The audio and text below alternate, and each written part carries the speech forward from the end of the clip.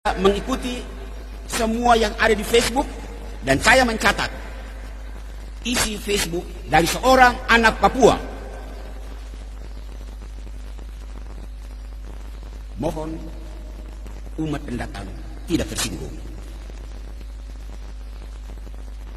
Kalau mahasiswa Papua itu monyet, artinya monyet cari ilmu di Surabaya.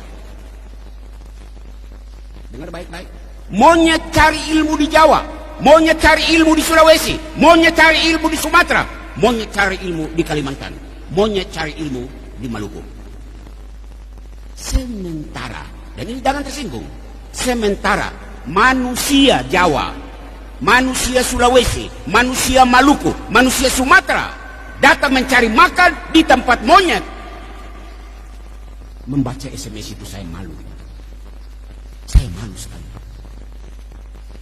Pikir dan renungkan. Orang waras pasti malu disebut cari makan di tempat monyet. Nilai setitik merusak susu sebelang. Mulut satu anak, satu orang, beberapa orang Surabaya merusak susu sebelanga Jawa, susu sebelanga orang pendatang. Lebih malu yang mana? Monyet cari ilmu di tempat manusia atau manusia cari makan di tempat monyet? Jangan, sekali lagi, jangan tersinggung. Ini konsekuensi logis sebuah ucapan rasis. Pertama. Yang kedua, saya ingin menyapa bagian pemerintahan. Pemerintah kita di pusat maupun di daerah all out mengeluarkan dana besar untuk membangun jalan di Papua, pendidikan di Papua, kesehatan di Papua.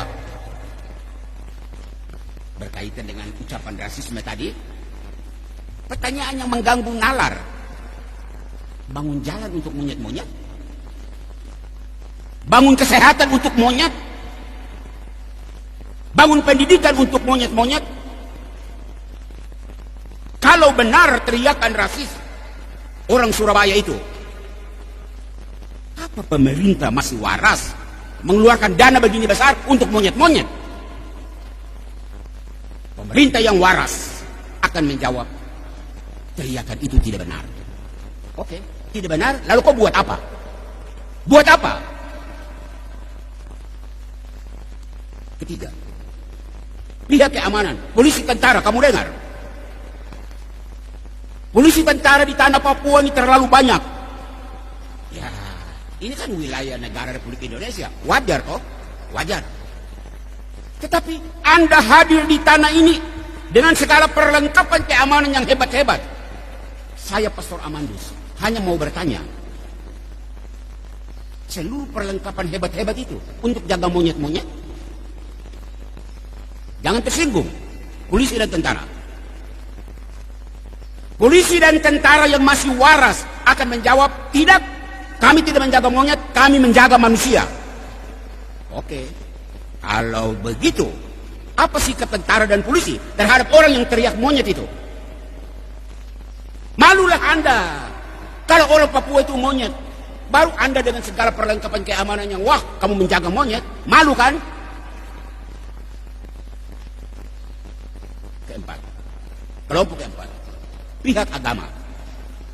Saya tidak mau menyebut orang Islam, saya tidak mau menyebut orang Protestan.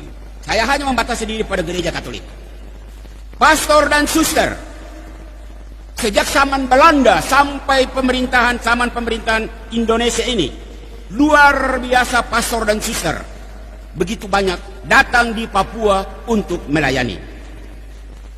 Anda mengabdikan seluruh hidupmu dari masa muda sampai Anda menjadi tua di tanah Papua ini. Pertanyaan kecil untuk direnungkan. Apakah Anda petugas gereja, pastor, bruder, suster? Anda melayani monyet-monyet? Sebelum pastor, suster, bruder yang lain menjawab, saya Pastor Amandus mau menjawab. 36 tahun saya mengabdikan diri sejak masih muda sampai rambut sudah putih ini di Papua. Saya tidak melayani monyet.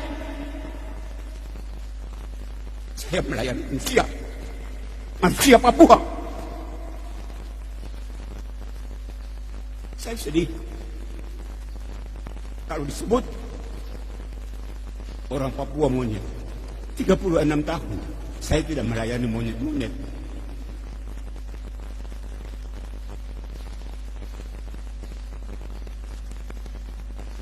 Kelima, terakhir, anak cucu guru-guru perintis. Kamu pasang telinga dengar baik-baik. Kamu pernah mendengar cerita dari kamu punya orang tua, kamu punya tete nenek, pertama kali datang di Papua tahun 20-an, tahun 30-an. Mereka bercerita bahwa mereka bertemu monyet-monyet.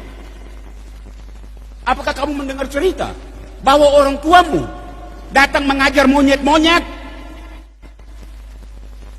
Tidak, bukan? Kalau tidak, anak cucu perintis, jangan diam. Buat sesuatu dong untuk saudara-saudaramu orang Papua. Di sini, gereja Katolik yang masih waras, gereja harus membantah